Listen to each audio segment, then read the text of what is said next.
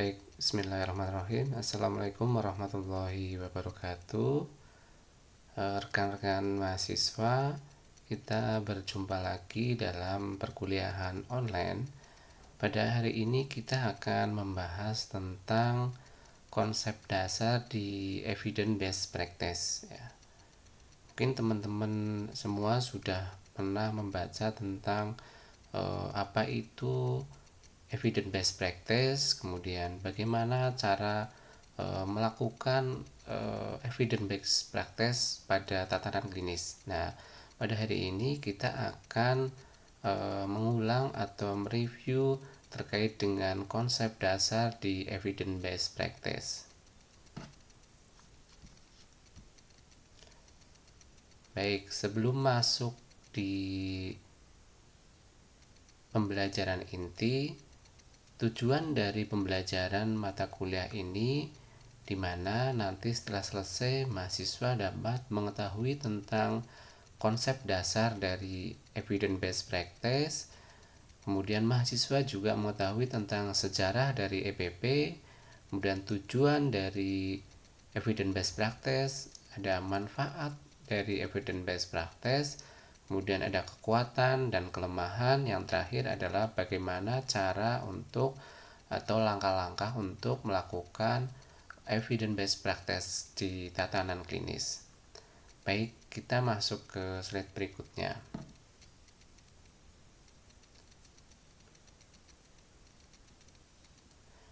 Nah, untuk slide ini kita akan berbicara tentang konsep dasar dari evidence based practice.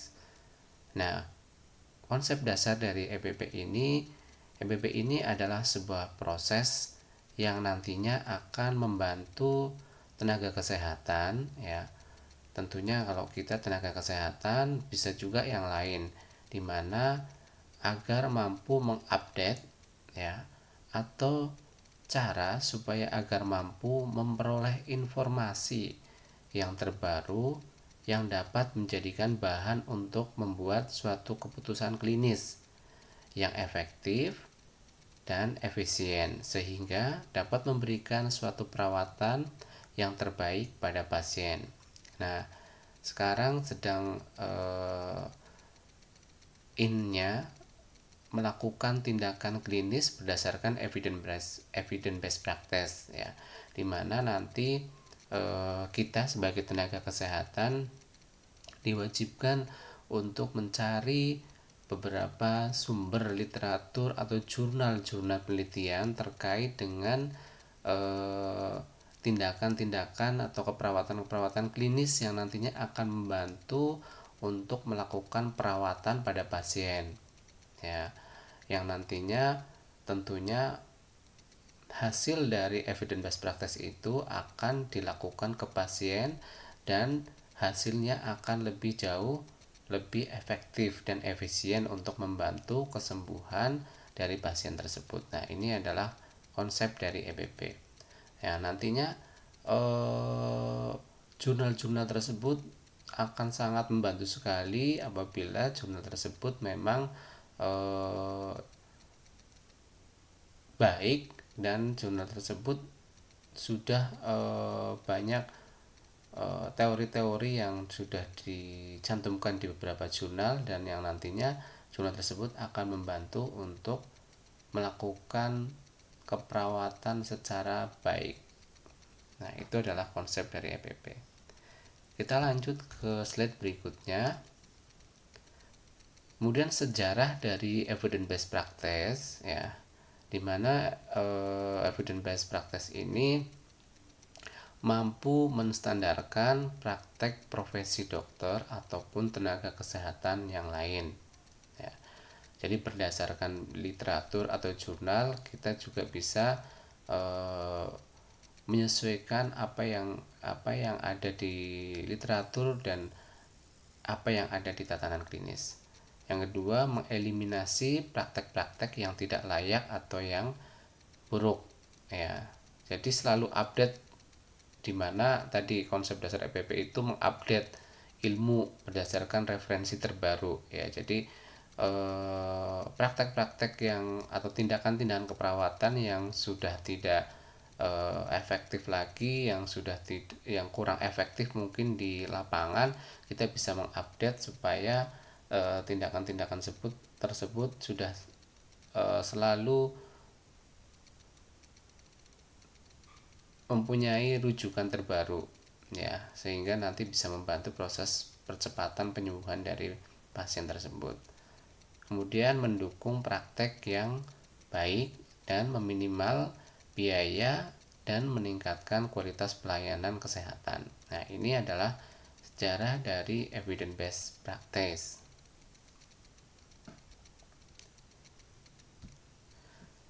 Baik, kita lanjutkan ke tujuan dari EBP dalam praktek keperawatan. Ya. Yang pertama adalah meningkatkan kualitas perawatan dan memberikan hasil yang terbaik terhadap asuhan keperawatan yang kita berikan. Yang kedua, memaksimalkan kualitas perawatan dan tingkat kesembuhan pasien bisa lebih cepat dan lama perawatan bisa lebih pendek disertai dengan biaya perawatan yang bisa ditekan.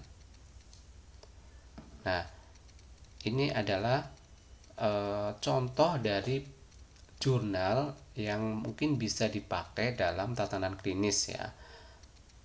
Nah, contohnya di sini ada teknik relaksasi lebih efektif jika dibandingkan dengan teknik distraksi untuk mengurangi nyeri pada pasien ibu partem kala 1 ya. Jadi ini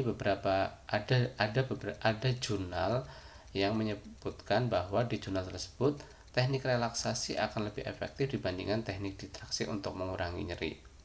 Nah, bisa juga kalau pada perawatan anestesi baik intra pre-post, di pre-anestesi biasanya pasien ini mengeluh cemas yang meningkat. Nah, kalian akan mencari jurnal tentang kecemasan pada pasien pre-op. Nah, nanti dicari jurnal tersebut, kemudian bagaimana cara mengurangi kecemasan pada pasien pre-operasi, yang nantinya akan ditemukan beberapa sumber atau jurnal yang banyak, dan nanti akan dilihat yang jurnal yang baik, yang sesuai, yang seperti apa ya. Dilihat dari populasinya, kemudian jenis operasinya nanti disesuaikan. Nah, nanti itu akan dipakai untuk dipakai kepada pasien untuk mengurangi tingkat kecemasan ya, contohnya kecemasan pada pasien preoperasi. Nah, itu contohnya.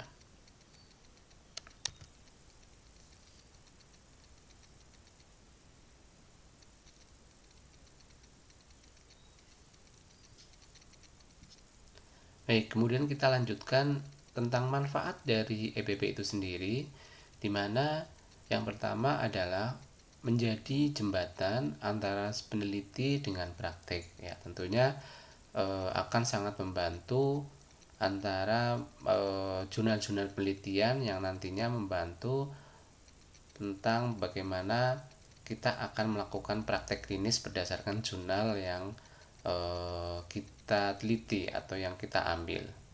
Yang kedua, mengeliminasi penelitian dengan kualitas penelitian yang buruk. Ya, kita harus tetap mencari jurnal-jurnal yang baik ya. Tentunya jurnal-jurnal baik tentunya nanti akan dilihat dari mulai populasinya, kemudian kriteria inklusi eksklusinya seperti apa, tindakannya bagaimana. Nah, itu kita akan terlihat jurnal mana yang baik dilakukan di klinik atau jurnal yang tidak baik, seperti itu. Yang ketiga adalah mampu mengeliminasi budaya praktek which is not evidence based ya. Jadi tentunya melakukan tindakan yang tidak berdasarkan evidence based. Yang terakhir adalah mencegah terjadinya informasi yang overload terkait dengan hasil-hasil penelitian ya.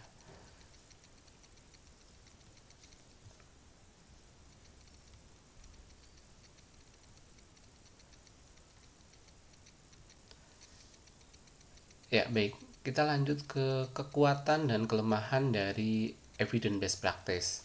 Ya, kekuatan di evidence based practice yang pertama adalah mampu memberikan suatu pelayanan yang terbaik. Ya, tentunya dengan melihat beberapa jurnal penelitian, ya tidak hanya satu, bisa 2, 3, 4, semakin banyak kita melihat jurnal-jurnal penelitian, ya, atau kita melakukan penelitian, maka hasil dari penelitian ini akan sangat membantu untuk melakukan tindakan di keperawatan secara maksimal, ya jelas dibandingkan dengan kita melakukan sesuatu tindakan keperawatan tidak berdasarkan penelitian atau evidence based practice. Yang kedua adalah dapat menggunakan sumber daya yang terbaik dan terpercaya. Ya, kalau kita sudah melakukan penelitian dan mencari atau menelaah jurnal, ya kita sudah tahu tentang apa yang harus kita siapkan sebelum kita melakukan tindakan. Jadinya tentunya kita sudah siap tentang sumber daya yang nanti kita akan berikan untuk melakukan pelayanan kepada pasien tersebut. Nah, itu adalah itu adalah kekuatan dari evidence based practice. Nah, tentunya ada beberapa kelemahan. Nah, kelemahan ini di mana EBP ini membatasi autonomi profesional, ya, dimana karena penelitian ini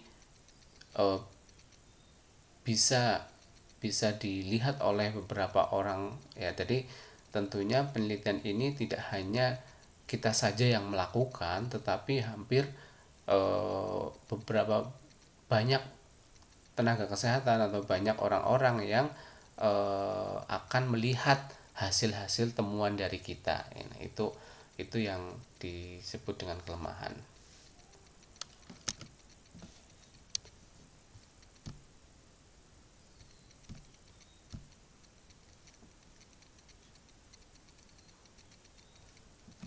Oke, kita masuk ke langkah-langkah dalam menentukan evidence based practice. Ya, ada 7 langkah dalam menentukan evidence based practice. Yang pertama adalah menumbuhkan semangat menyelidiki. Ya, yang kedua adalah menanyakan pertanyaan klinis berdasarkan atau bisa juga menggunakan PICO atau PICOT. Ya, kita nanti akan bahas. Yang ketiga adalah mencari dan mengumpulkan bukti-bukti atau artikel penelitian yang relevan berdasarkan PICO atau PICOT. Yang keempat, melakukan penilaian kritis, ya, berdasarkan bukti-bukti atau artikel penelitian.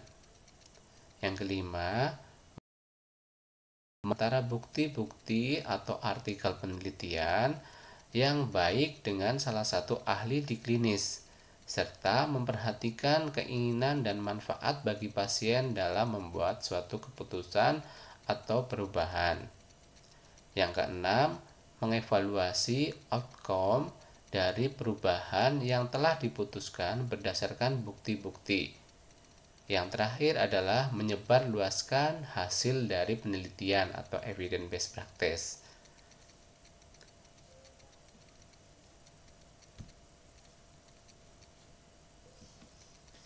Baik, kita akan bahas satu persatu dari 7 langkah tersebut, ya. Langkah pertama tadi adalah menumbuhkan semangat penelitian, ya, dimana di langkah pertama ini atau menumbuhkan semangat penelitian ini harus berdasarkan visi dan misi dari institusi atau program studi di salah satu universitas tersebut, ya. Ada beberapa poin atau elemen-elemen dalam membudayakan evidence based practice. Yang pertama adalah mengajak semua petugas kesehatan, ya, untuk menanyakan kembali praktek kesehatan yang sedang mereka lakukan. Yang berikutnya adalah memasukkan evidence based practice dalam visi, misi, dan promosi yang dilakukan oleh institusi kesehatan.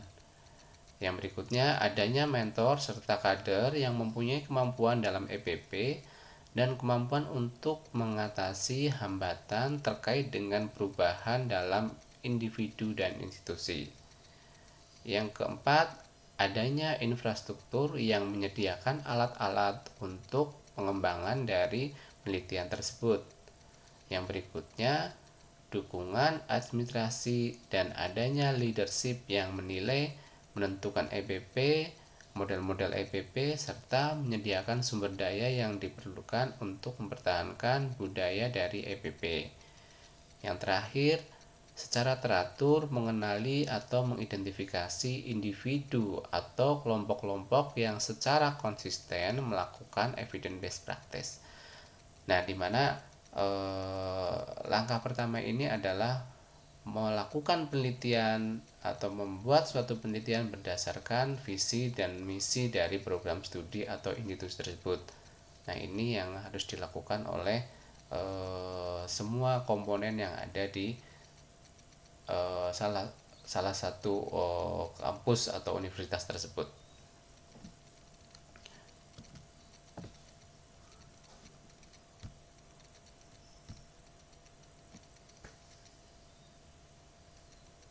Nah, langkah yang kedua adalah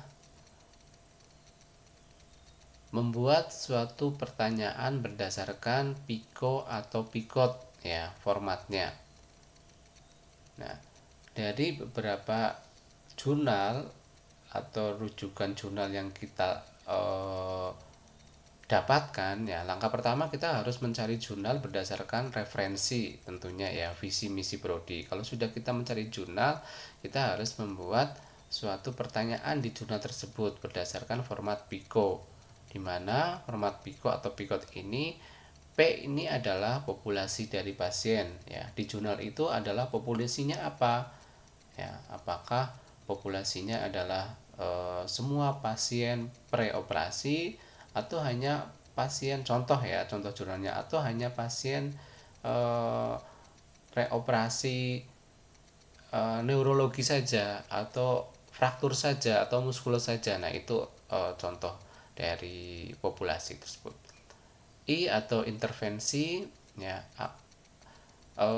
apa yang dilakukan di penelitian tersebut ya, apakah di penelitian tersebut memberikan suatu tindakan atau tidak, itu adalah intervensi. C atau comparison ya, ini adalah intervensi pembanding ya. Biasanya ada beberapa penelitian yang membandingkan antara pengaruh pemberian tadi teknik relaksasi dan teknik distraksi pada pasien preoperasi, contohnya seperti itu. Mana yang hasilnya paling baik, itu adalah pertanyaan di C. Nah, outcome-nya, nah hasil dari penelitian ini yang diharapkan apa? Nah, nanti bisa dilihat di beberapa jurnal tentang ternyata hasil dari penelitian ini adalah teknik relaksasi lebih efektif ya, dibandingkan dengan teknik distraksi, contohnya seperti itu. T-nya atau times ya, berapa lama tindakan tersebut atau penelitian ini dilakukan. Ya, tentunya semakin lama ya, sesuai dengan teori, semakin baik di penelitian ini dan semakin baik menjadi rujukan. Nah, ini langkah-langkah berdasarkan PICO.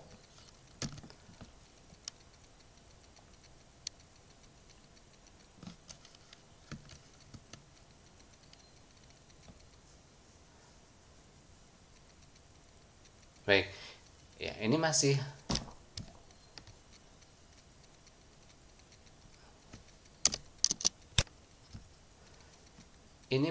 langkah kedua ya. Langkah kedua ini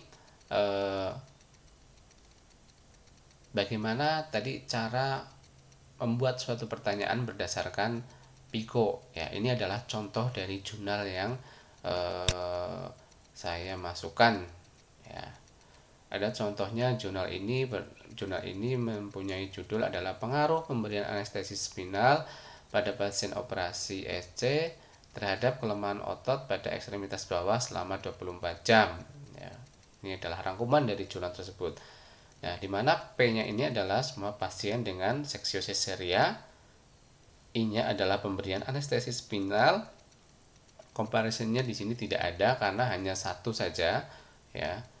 Kemudian O-nya adalah terdapat kelemahan pada ekstremitas atau otot ekstremitas, ya. Time-nya adalah 24 jam. Nah, ini pertanyaan dari judul jurnal yang ada. Nanti tinggal dilihat lagi lebih dalam di jurnal tersebut, dan kita bisa lihat jurnal ini baik atau tidak kita lakukan.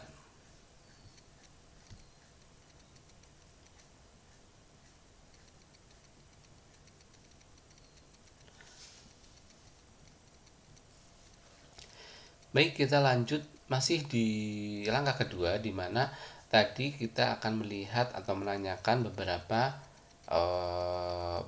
pertanyaan berdasarkan format PICO di salah satu jurnal. Kemudian ada beberapa jenis-jenis pertanyaan klinis biasanya yang muncul pada jurnal yang kita lihat. Contohnya di pertanyaan di intervensi. Nah, pertanyaan ini bagaimana menilai tentang keefektifan dari suatu treatment atau intervensi yang diberikan. Tadi contohnya di jurnal tersebut, ya, pengaruh dari spinal anestesi. Nah, bagaimana apakah efektif atau tidak pada pasien dengan SC? Apakah harus spinal anestesi atau general anestesi atau yang lain, ya. Contoh lagi jurnal yang terkait dengan pengaruh teknik relaksasi nyeri dibandingkan dengan distraksi, ya. Bagaimana keefektifan dari teknik masing-masing teknik tersebut? Apakah efektif atau tidak? Atau bahkan kita dapat mencari literatur yang lain untuk memperjelas keefektifan dari suatu intervensi tersebut. Kemudian ada jenis pertanyaan yang kedua adalah tentang diagnostik, ya, pertanyaan tentang diagnostik, di mana peneliti ini menilai tentang manfaat dan keakuratan, ya, dari jurnal tersebut, ya. Kemudian ada pertanyaan di prognosis, ya. Nah, pertanyaan ini biasanya mengenai tentang kondisi-kondisi pasien setelah kita lakukan treatment tersebut. Apakah pasien ini aman, nyaman, kemudian cepat efek sembuhnya, kondisi pasien seperti apa. Ini yang biasanya sering muncul di pertanyaan-pertanyaan klinis mengenai jurnal yang kita telaah.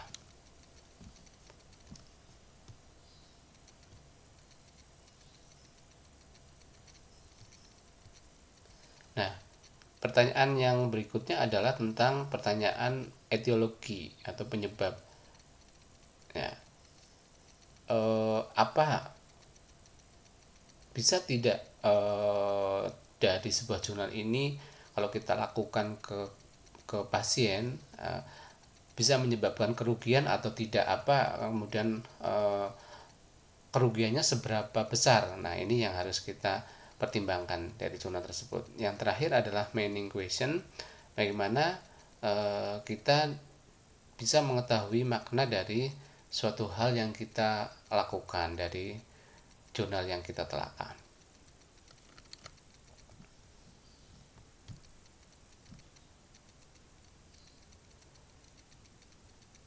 Nah, ini ada beberapa contoh dari pertanyaan dari peneliti. Yang tadi ada intervensi question, prognosis question, atau diagnosis question. Nah, ini adalah beberapa contoh jurnal yang kita ambil. Ya, saya akan bacakan nomor 1, intervensi question, ya. Contoh jurnalnya adalah bagaimanakah pencegahan terhadap kejadian, pertanyaannya, ya, jenis jurnalnya, bagaimana pencegahan terhadap kejadian pressure ulcer dengan teknik X jika dibandingkan dengan pelayanan standar, yaitu diganti dengan posisi 2 jam terhadap munculnya gejala pressure ulcer pada pasien yang dirawat di ruang perawatan dalam jangka panjang, di mana pasien mempunyai resiko untuk pressure ulcer. Ini adalah jenis pertanyaan dari jurnal ini ya. Nah, ini yang saya garis bawahi. Nah, ini adalah pertanyaan intervensi ya. Bagaimana pencegahan terhadap kejadian ya ulcer pressure ya jika dibandingkan dengan pelayanan standar kalau diganti dengan posisi setiap 2 jam sekali. Nah, bagaimana, apakah efektif atau tidak? Nah, yang prognosis, pertanyaan prognosis juga sama di sini. Ya, apakah diet karbohidrat mampu memprediksi ya pemeliharaan berat badan ya atau mengurangi dari berat badan indeks ya atau BMI. Yang diagnostik sama juga saya berikan contoh, adakah dimer saya lebih akurat dalam mendiagnosis deep vein thrombosis jika dibandingkan dengan ya, lebih mampu mendiagnosis tidak pada jurnal tersebut. Nah, ini pertanyaan etiologi dan meaning ya.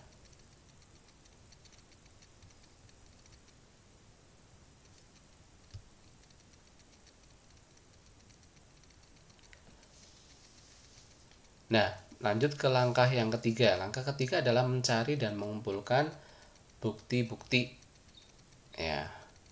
Di langkah ketiga ini di mana kata kunci untuk mencari dan melihat bukti-bukti dalam pembuatan PICO atau PICOT ya. Biasanya kita mencari kata kuncinya ya. Tadi pengaruh teknik relaksasi terhadap kecemasan. Nah, kita akan search keyword tersebut ya, kemudian kita cari di beberapa website ya, ada PubMed, ada Jinal, kemudian ada Ovid, ada NGGH, ada Chromhere database dan yang lain. Ada banyak berapa website yang bisa kita lihat untuk mencari beberapa jurnal.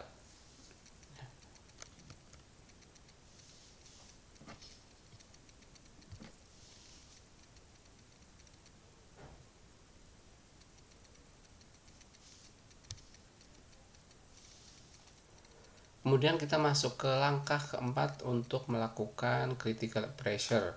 Ya, kalau sudah mendapatkan jurnal di website, kemudian kita lihat ya di critical pressure ini ada beberapa yang kita lihat dari jurnal tersebut.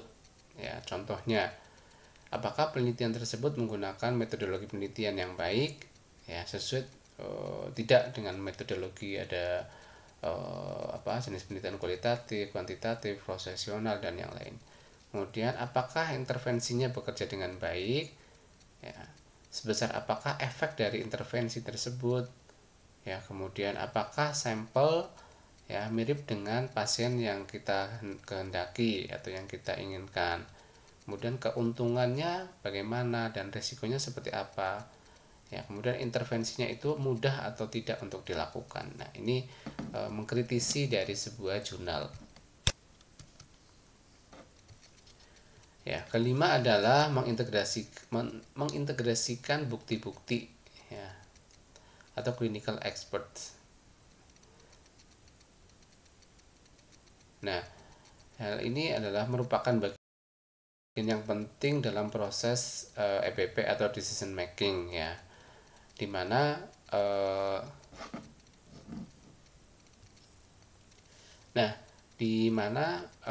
di langkah kelima ini adalah menilai dari berdasarkan bukti-bukti dari beberapa jurnal. Kita bisa lihat contohnya pada saat follow up untuk mengevaluasi hasil ya dari clinical expert, mencatat bahwa saat treatment kasus contohnya ya saat treatment kasus akut otitis media first line, antibiotik ini tidak efektif.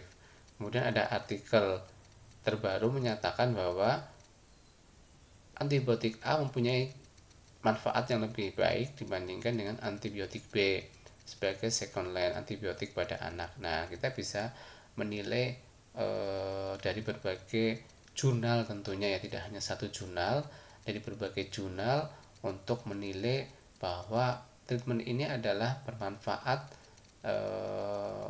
baik pada pasien. Ya, jadi kita tidak hanya mencari satu jurnal kemudian kita pakai untuk melakukan perawatan kepada pasien, tetapi kita harus mencari beberapa jurnal yang nantinya kita akan simpulkan, kita akan lihat di teori, baru kita nanti akan lakukan ke pasien. Kemudian kepada pasien, ada jika kualitas evidence bagus dan intervensi sangat memberikan manfaat, akan tetapi jika hasil diskusi dengan pasien mengatakan alasan yang membuat pasien menolak, ya, maka intervensi tersebut tidak bisa diaplikasikan, ya. Jadi walaupun kita sudah mencari jurnal, kita sudah bandingkan jurnal tersebut dengan jurnal-jurnal yang lain berdasarkan teori, berdasarkan pakar, jurnal ini bisa dipakai ke pasien. Akan tetapi kalau kita lihat hasilnya ternyata pasien ini kurang nyaman, ya, atau menolak, maka tidak boleh dipaksakan tindakan tersebut kepada pasien, ya. Jadi ada hak-hak yang memang tidak boleh dilakukan walaupun secara teori bermanfaat baik pada tingkat kesembuhan dari pasien tersebut. Nah, ini juga harus diperhatikan.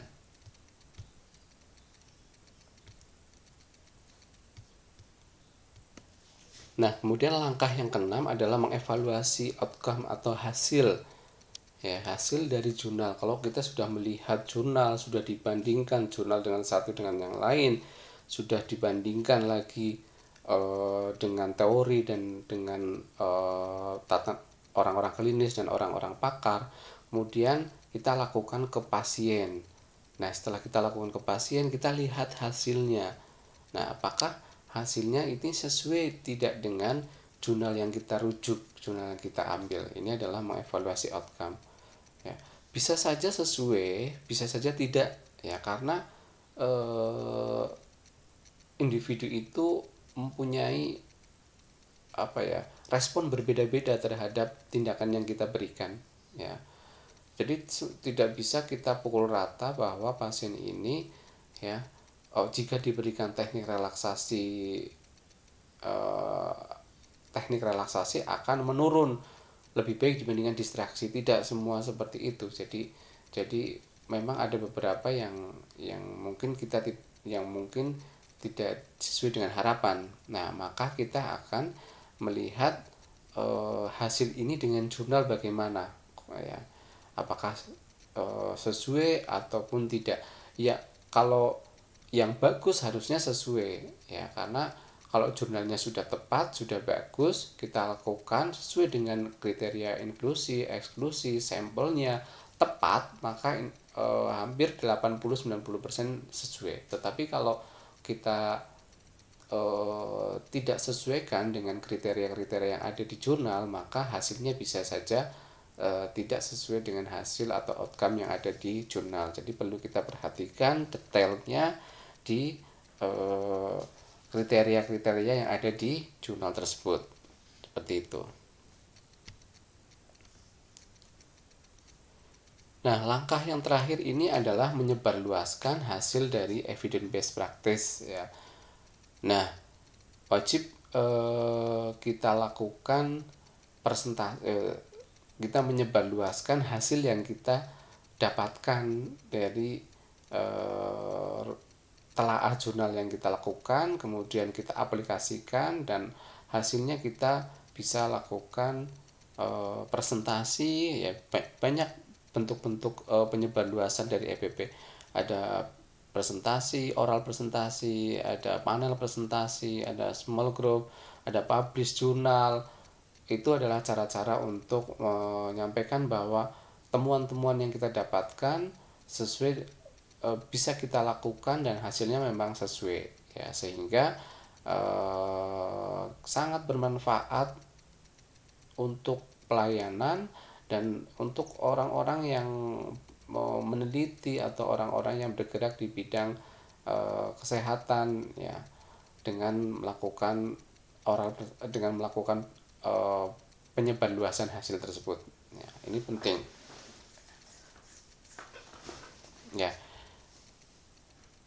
seperti itu rekan-rekan mahasiswa. Jadi nanti bisa diulang kembali ya, mulai dari konsep dasar sampai dengan cara-cara atau 7 langkah dalam melakukan evidence based practice ya, sehingga nanti pada saat mahasiswa atau kita sebagai tenaga kesehatan bisa lebih update lagi secara ilmu ya, kemudian bisa melakukan pelayanan kesehatan ya sesuai dengan teori, jurnal-jurnal terbaru ya, kemudian lebih efektif ya, kemudian lebih bermanfaat dan lebih cepat penyembuhannya. Ini tentunya dengan keilmuan di evidence based practice klinis ya. Jadi sangat bermanfaat sekali kita belajar tentang evidence based practice, apalagi kalau besok kita sudah masuk di